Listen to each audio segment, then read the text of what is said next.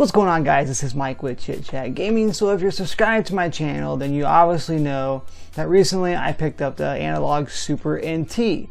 I did a unboxing video of it, and most recently here I did a little overview of the user interface, which I must say is great. I actually do like it a lot. I also showed some gameplay footage of Street Fighter 2 Turbo, where I analyzed the difference between the comparisons between the Super NT, the Snes Classic, and of course a ROM off of the Super Retrocade by Retrobit. So I went ahead and I took a look at all three of those, but now the big question is, after having a few days of this thing and playing it quite a bit as well too, and making footage, now the question is the Super NT by Analogue worth it? Is it worth the $190 price tag plus the shipping that they are indeed putting on this? They're tacking onto it as well. And versus other clone consoles, the answer to that has to be yes, if you are a collector. If you are somebody who really likes detail, you pay a lot of close attention to graphics and such, and you want the best hardware there is out there, and if you're going to play old retro style games, you want to play it on something that's identical or very similar to the original, which of course is the original SNES. Now, instead of having to get an SNES, mod it or whatnot, or run it through a FrameMeister, you can easily go out and you can purchase the Analogue Super NT.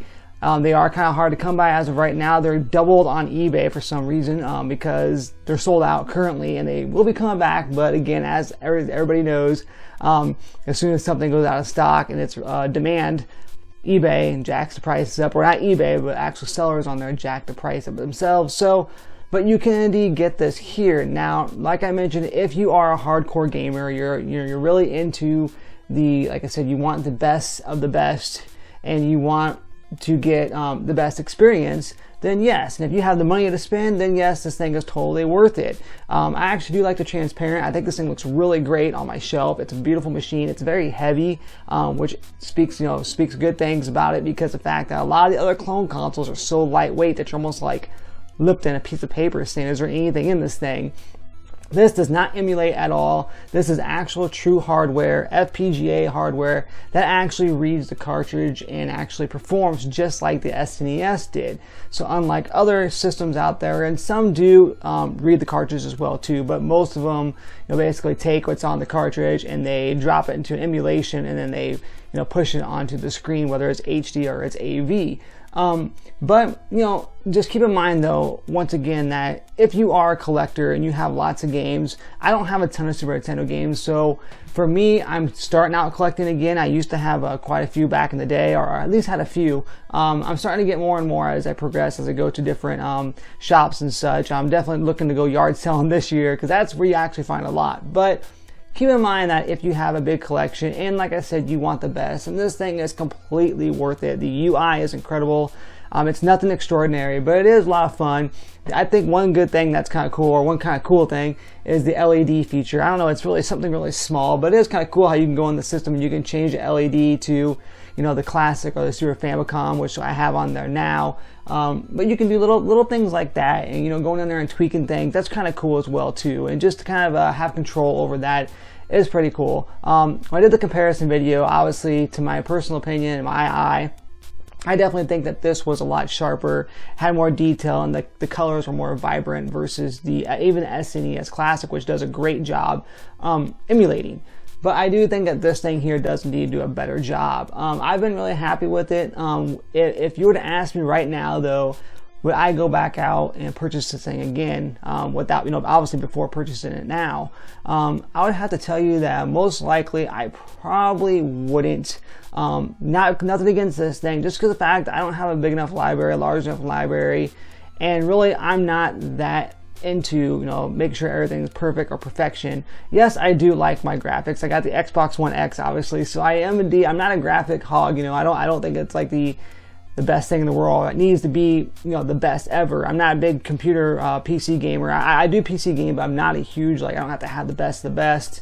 But if you are like that, then I guarantee that you're gonna love this thing here versus anything else. I did pass this up against the Super Retro Trio Plus, which I've heard is probably a good thing, but I did pass that up. That one's $80, so for $100 more, I was able to actually get the hardware here, and it looks great.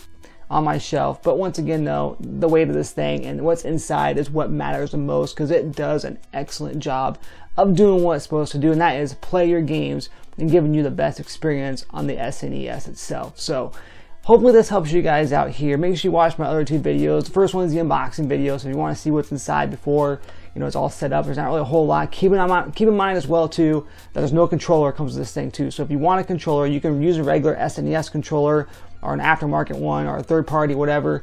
Or you can always buy the 8-bit dough one as well too. That's out there. That runs about $40. So definitely keeping that in mind as well too, because when you tack on $40 to the $180 plus shipping, then you're getting close to basically a little over $250 for the console itself. So that's almost close to what a PS4 and Xbox One is. So definitely keep that in mind. But let me know in the comment section if this helped you out, or if you plan on purchasing one of these, or it's something you're definitely interested in.